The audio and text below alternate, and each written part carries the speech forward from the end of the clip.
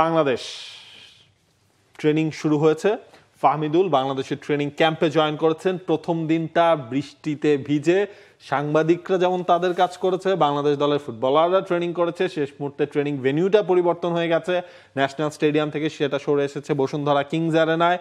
বাংলাদেশ এখন প্রিলিমিনারি টার্গেটটা হচ্ছে ভুটান ম্যাচটা কভার আপ করা, ভুটান ম্যাচের মধ্যে দিয়েই সিঙ্গাপুরের জন্য নিজেদের প্রস্তুতিটা সারা। এবং এই সেই ছবি, যেই ছবির জন্য সবার অপেক্ষা ছিল ফাহমিদুলকে প্রথম নিজেদের চোখের সামনে ট্রেনিংয়ে দেখার সেই সুযোগটা। এবং ফাহমিদুলকে এর আগে সৌদি আরবের ট্রেনিং ক্যাম্পে রাখা হয়েছিল, কিন্তু তখন তো আসলে বাংলাদেশের সাংবাদিকদের পক্ষে তাকে দেখা, অবজার্ভ করা সম্ভব ছিল না। গতকালকে যারা ট্রেনিং ক্যাম্প কভার করতে গিয়েছিলেন সবার চোখ ছিল আসলে ফাহমিদুলের উপর। হামজা, সমিত সোম আসার আগে সম্ভবত ফাহমিদুলকে নিয়েই অনেক বেশি ক্রেজ, উন্মাদনা, সেটা মোটামুটি ট্রেনিংয়ে তার টেনাসিটি, তার সব অ্যাপ্রোচ দেখে আলাদা করে টের পাওয়া গেছে। এবং হাভিয়ার কাবরেরা বলছিলেন, হাসান আল মামুন বলছিলেন, বাংলাদেশের অ্যাসিস্ট্যান্ট কোচ, যে হাভিয়ার কাবরেরা একটা আইটেনারিজ দিয়েছেন যে এই জায়গায় আসলে বাংলাদেশের কাজ করা প্রয়োজন রয়েছে, বা এই চেকলিস্টগুলো আসলে এই সময় পূরণ করাটা খুব জরুরি। আজকেও ট্রেনিং ক্যাম্প চলবে, তবে সেটা হচ্ছে ক্লোজ ডোরের ভেতরে। তবে গতকালকে ট্রেনিংটা একটু যেহেতু ভেন্যু পরিবর্তন করতে হয়েছে, হয়তো অনেক কিছু ঠিক মতো করা যেতে পারেনি, কিন্তু আই থিঙ্ক ভালো 2 দিন সময় আছে, 1 তারিখ এবং 2 তারিখ। এখানে আমার দুটা কথা আছে। এক হচ্ছে কিংস অ্যারেনার এই ট্রেনিং গ্রাউন্ডটা সো ফার সো গুড, এইটার হচ্ছে ড্রেনেজ সিস্টেমটা বেশ ভালো। সে কারণে যখন আপনার ন্যাশনাল স্টেডিয়ামটা পাওয়া যায়, এই ন্যাশনাল স্টেডিয়ামের ঘটনাটা কি হচ্ছে, গতকালকে আমরা প্রচণ্ড রকমের বৃষ্টি দেখেছি, ওখানে যে ট্রেনিং হয়নি এটা ভালো হয়েছে। কিসের জন্য ভালো হয়েছে, আপনার ওই মাঠটা কিন্তু শেষ পর্যন্ত গ্রাউন্ডটা কোনো রকম করে প্রস্তুত করা হয়েছে। সেই গ্রাউন্ডটাই বৃষ্টির মধ্যে আপনি যখন ট্রেনিং করবেন, গতকালকেই আমরা দেখছিলাম যখন আমরা স্টেডিয়ামে গিয়েছি, মাঠের নিচ থেকে না বালু আস্তে আস্তে বের হয়ে আসছে, মাঠের অবস্থা যাতা হয়ে যেত।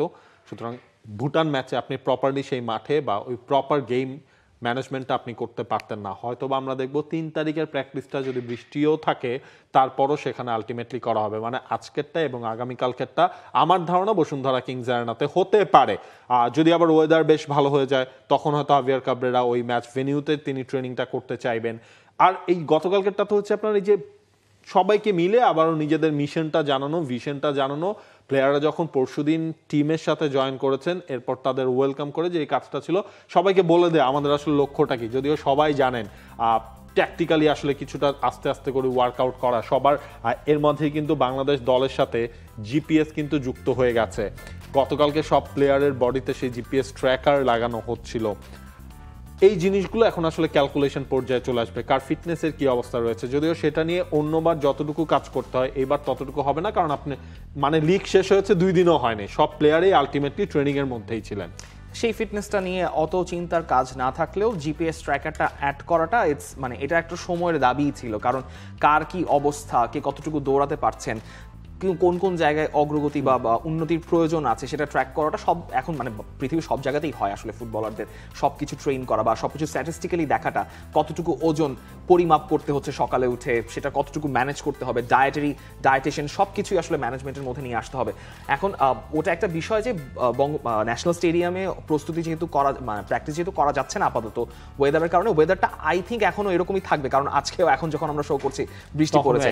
সো ক্লোজ ডোর প্র্যাকটিসটা আসলে কিংস অ্যারেনাতেও হতে পারে, তবে আই থিঙ্ক অন্তত 3 তারিখ যখন ম্যাচ ডে -1 সিচুয়েশনে তখন অবশ্যই ট্রেনিংটা ওইখানেই হবে, তারপর আস্তে ধীরে প্লেয়াররা প্রস্তুত হতে পারবেন। ভুটানের ম্যাচটা তো বেসিক্যালি প্রস্তুতি ম্যাচ বলা হচ্ছে, এবং সেটা আসলে সিঙ্গাপুরের ম্যাচের জন্য একটা বড় প্র্যাকটিস গ্রাউন্ড। ওটাই এখন বড় টার্গেট, যে কোনো ধরনের কোনো প্রবলেম ছাড়া ওই ম্যাচটা ন্যাভিগেট করা, এবং একই সঙ্গে হচ্ছে আপনার যে স্কোয়াডটা সেই স্কোয়াডটাকে একটা জায়গায় নিয়ে আসার জন্য। দেখেন যেমন হচ্ছে আপনার হামজা এবং সমিত সোম স্টার্ট করবেন না, সেটা করার কোনো চান্স নাই, সেটা অলরেডি আমরা জেনে গেছি। ওই দিন ভোরবেলা তিনি আলটিমেটলি বাংলাদেশে এসে নামছেন। হামজার হয়তো এসে হামজাকে কিছুক্ষণ হয়তো দেখা হবে সেই ম্যাচটার জন্য। ওই ম্যাচটা মানে বড় মঞ্চ হচ্ছে ফাহমিদুল যদি সুযোগ পান, তিনি তো আসলে ফুল 90 মিনিটস ম্যাচ এখন পর্যন্ত খেলেন নাই। ফাহমিদুল সৌদি আরবে ক্যাম্প করলেন 8 থেকে 9 দিনের মতো, এখানে এসে ক্যাম্পে তিনি জয়েন করলেন। তাকে হাভিয়ার কাবরেরা ওই ম্যাচ এক্সপিরিয়েন্সটা হয়তো দিবেন, সেটা আমরা এক্সপেক্ট করি। সেটা দিলে সুবিধাটা কি হবে, সিঙ্গাপুর ম্যাচে নামার পর ওই ভরা গ্যালারিতে ফাহমিদুল কোনো প্রেসারে পড়ে যাবেন না, তিনি জানবেন কিভাবে ওই জায়গাটায় পারফর্ম করতে হয়, চাপটা কিভাবে নিতে হয়। সেটা ফাহমিদুলকে নিয়ে যদি সেই প্ল্যান হাভিয়ার কাবরেরার থাকে, আমার মনে হয় সেটা তিনি হচ্ছে গিয়ে এক্সিকিউট করার প্রথম ধাপটা তিনি ওই ভুটান ম্যাচেই আলটিমেটলি করবেন। এবং সিঙ্গাপুরের সাথে বাংলাদেশ দল কোন স্টাইল অফ প্লেতে তারা খেলবে এটার মোটামুটি একটা আন্দাজও আমরা ভুটান ম্যাচে করতে পারবো। যেমন ধরেন হচ্ছে গিয়ে যে মিডফিল্ডটা কি হবে, সেই জায়গায় তো হামজা তো এর আগেও খেলেছেন, কিন্তু যেহেতু সমিত সোম চলে আসছেন, হামজা, হৃদয়, সমিত সোম মানে মিডফিল্ডে কি 4 জনের মিডফিল্ড থাকছে নাকি সেটা 3 জন করে ফরওয়ার্ড লাইনে হচ্ছে কি একজন প্রপার নাম্বার 9 আমরা দেখতে পারবো, আলামিন রয়েছেন সেই জায়গায়, সুমন রেজাকে যেহেতু ইনক্লুড করা হয়েছে, এই সব হিসাব নিকাশের একটা টেস্ট ট্রান্সমিশনটা সিঙ্গাপুর ম্যাচের সেটা হবে ভুটান ম্যাচ দিয়ে। এবং বড় একটা সুযোগ আছে ফাহমিদুলকে নিয়ে, যে মোটামুটি এক্সপেকটেশন কাবরেরারও আছে। কাবরেরা যেভাবে কথাবার্তা বলছেন, আমার অবশ্যই ধারণা এবং সবারই ধারণা ফাহমিদুল ম্যাচটা খেলবেন, ভুটানের সঙ্গে ম্যাচটা খেলবেন, ওখানেই তিনি মোটামুটি মানিয়ে নিতে পারবেন যে আমার দলে কোন জায়গায় কি দায়িত্ব আমাকে পালন করতে হচ্ছে, এবং সেটা একটা গোল্ডেন অপরচুনিটি বাংলাদেশের সমর্থকদের জন্য ফাহমিদুলকে দেখা, বা এই নতুন বাংলাদেশ আসলে কিরকম পারফর্ম করতে পারে সিঙ্গাপুরের সঙ্গে সেটা। এবং অবশ্যই আমার ধারণা, যদি হামজা, একটা কথা বলা হচ্ছে 2 তারিখ আসা নিয়ে একটা শঙ্কা রয়েছে, সেটা এখনো কনফার্ম নয়, হামজা আসলে তিনি কি ম্যাচ শুরু করা, মানে ম্যাচটা শুরু করতেই পারে না, হয়তো তাকে আবার পরেও নামানো হতে পারে। সেক্ষেত্রে বাংলাদেশের মিডফিল্ড কম্বিনেশন কি হয় বা ব্যাকআপ কম্বিনেশনও কিরকম হতে পারে, সেটাও আই থিঙ্ক একটা ধারণা পাওয়া যাবে ভুটানের ম্যাচটাতে। এক্স্যাক্টলি, কারণ ওইটা আসলে দরকার। কারণ চিন্তা করেন, যখন তপু বর্মন ইন্ডিয়ার এগেনস্টে ম্যাচটা ইনজুরিতে পড়লেন, তখন কিন্তু হচ্ছে গেম প্ল্যানেও কিছুটা চেঞ্জ হয়েছে।